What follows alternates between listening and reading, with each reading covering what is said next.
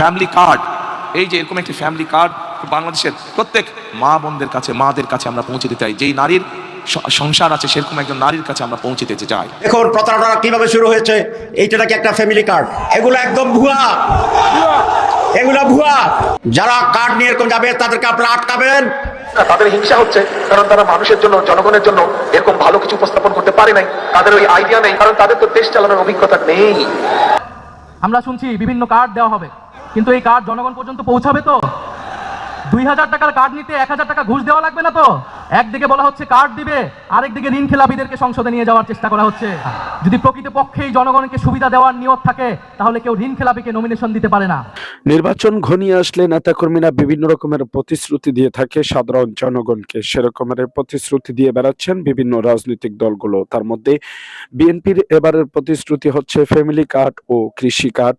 জামাত ইসলামের প্রতিশ্রুতি হচ্ছে বেকারত্ব দূর করা ও জনসাধারণের কাছে তাদের ন্যায্য অধিকার পৌঁছে দেওয়া। ও ইসলামী আন্দোলন বাংলাদেশের প্রতিশ্রুতি হচ্ছে যে ইসলামী এবং শরিয়া আইন কায়েমের মাধ্যমে বাংলাদেশের আপামর জনতা এবং সুবিধা বঞ্চিত জনগণকে ইসলামী শরিয়া ভিত্তিক সুবিধা দেওয়া ও নারী সংস্কার করা।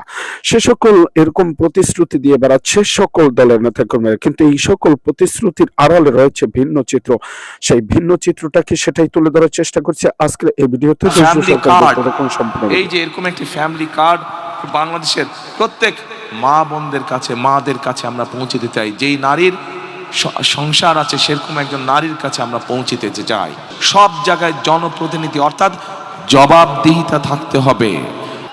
স্বাভাবিকভাবে আজকে যখন আমি এই এলাকার প্রার্থী হয়েছি, আমি আপনাদেরকে এতটুকু বলতে পারি, ইনশাল্লাহ আপনাদের আল্লাহ রহমতে আগামী নির্বাচনে আমি যে জয়ী হলে এবং ধানের শীষ সরকার গঠনে সক্ষম হলে, আজকে এই যে কয়জন মানুষ আপনাদের সকলের পক্ষ থেকে, এখানে উপস্থিত হাজার হাজার এই এলাকাবাসীর পক্ষ থেকে যেই সমস্যার কথা বলে গেছে, পুনর্বাসন সহ অন্য যেই সমস্যাগুলো বলে গেছে, কিন্তু পুনর্বাসনটিকে মূল সমস্যা বলেছে, ইনশাল্লাহ আমরা সেই সমস্যার সমাধান করব এই এলাকার মানুষের জন্য।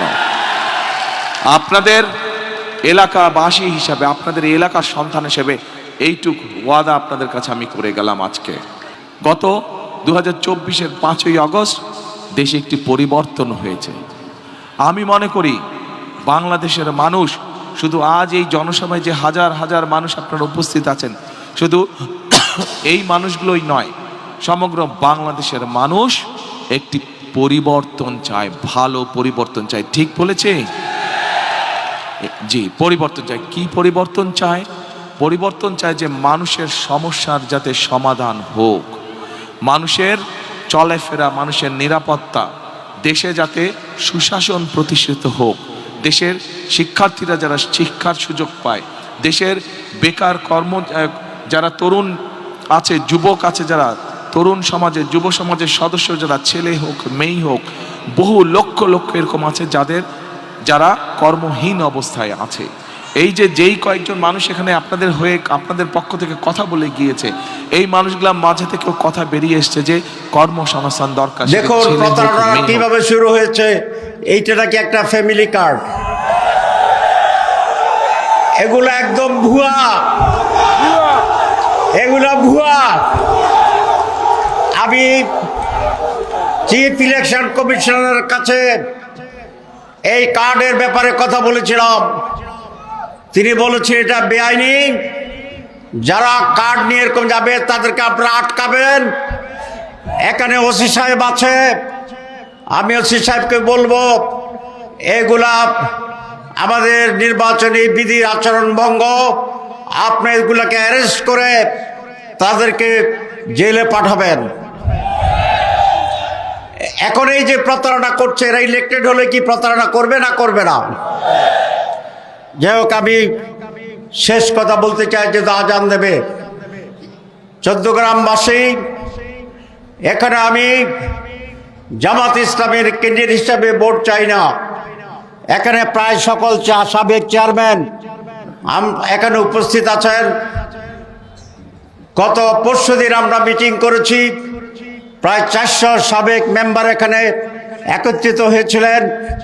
সুতরাং আলেম ওলামা, জনপ্রতিনিধি, সকল শ্রেণীর মানুষ আজ 14 গ্রামে ঐক্যবদ্ধভাবে বলছে এটাও নাকি আমরা ধোকা দিচ্ছি।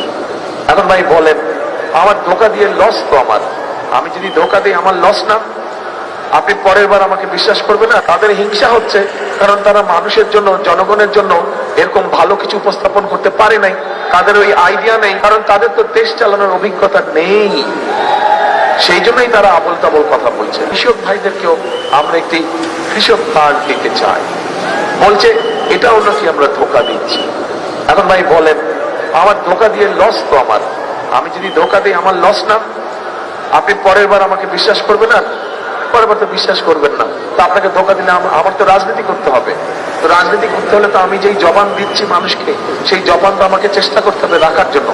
আমি যদি না পারি সেটা তো আপনারাও বুঝবেন যে পারলাম না, ওটা তো অন্য বিষয়। কিন্তু আমি যদি না করি, আমার জবানই না রাখে আমি, তখন আপনারা আমাকে ধরতে পারবেন, তাই তো নাকি? সোজা সাপটা দুই একটা কথা বলতে হয়। আমরা শুনছি বিভিন্ন কার্ড দেওয়া হবে, ফ্যামিলি কার্ড দেওয়া হবে, কৃষক কার্ড দেওয়া হবে। আমরা চাই কার্ড দেওয়া হোক, জনগণ সুবিধা পাক, কিন্তু এই কার্ড জনগণ পর্যন্ত পৌঁছাবে তো? 2000 টাকার কার্ড নিতে 1000 টাকা ঘুষ দেওয়া লাগবে না তো? তাহলে ঘুষ, চাঁদাবাজি, সেটা যদি আমরা নির্মূল না করতে পারি, এই সকল সুযোগ সুবিধা কি জনগণের কাছ পর্যন্ত পৌঁছাবে? একদিকে বলা হচ্ছে কার্ড দিবে, আরেকদিকে ঋণ খেলাপিদেরকে সংসদে নিয়ে যাওয়ার চেষ্টা করা হচ্ছে, নির্বাচন কমিশনকে ব্যবহার করা হচ্ছে, আদালতকে চাপ প্রয়োগ করা হচ্ছে। ফলে এ কেমন দ্বিচারিতা? যদি প্রকৃতপক্ষেই জনগণকে সুবিধা দেওয়ার নিয়ত থাকে, তাহলে কেউ ঋণ খেলাপিকে নমিনেশন দিতে পারে না। যারা ঋণ পরিশোধ করে নাই, তারা সংসদে গেলে আপনার মনে হয় তারা ঋণ পরিশোধ করবে? আর এরা আবারও ঋণ নিবে, এরা আবারও টাকা লুট করবে, এরা আবারও টাকা পাচার করবে বিদেশে। আমরা তো এই বাংলাদেশ চাই নাই, আমরা তো সেই লুটেরাদের বিরুদ্ধেই গণ অভ্যুত্থান করেছি।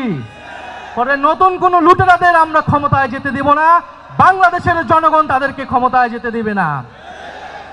সংগ্রামী বন্ধুগণ, বলা হচ্ছে বস্তিবাসীকে ফ্ল্যাট দেওয়া হবে। বস্তিবাসী ফ্ল্যাট চায় নাই আমাদের কাছে, আপনাদের কাছে। বস্তিবাসী চায় নিরাপদ জীবনের নিশ্চয়তা, বস্তিবাসী চায় মর্যাদাপূর্ণ কর্মসংস্থান। বস্তিবাসীকে ঢাকা শহরে আজ পর্যন্ত যারা ফ্ল্যাট দেওয়ার অঙ্গীকার করেছে, তারা বস্তি উচ্ছেদের পরিকল্পনা করেছে, তারা বস্তিতে আগুন লাগিয়ে। দর্শক, এতক্ষণ পর্যন্ত আপনারা দেখলেন তারেক রহমানকে নিয়ে যে সকল বক্তব্য দিয়েছেন হাসনাত আব্দুল্লাহ, এবং তাকে নিয়ে একজন সিনিয়র নেতা যে বক্তব্য দিয়েছিলেন যে তারেক রহমানের হাতে দেশ দেওয়া আর ভারতের কাছে দেশ বিক্রি করে দেওয়া একই কথা, সেই বক্তব্যটিও শুনলেন। এবং মির্জা ফখরুল ইসলাম আলমগীরের বক্তব্য শোনার পরে আপনাদের মতামত বা কিংবা মন্তব্যটা কি সেটা জানাবেন অবশ্যই কমেন্টস বক্সে। আজকের মতো এখানে বিদায় নিচ্ছি, দেখা হবে অন্য কোনো ভিডিওতে। ততক্ষণ পর্যন্ত সকলেই ভালো থাকুন, সকলের সুস্বাস্থ্য কামনা করছি। আসসালামু আলাইকুম রহমতুল্লাহ।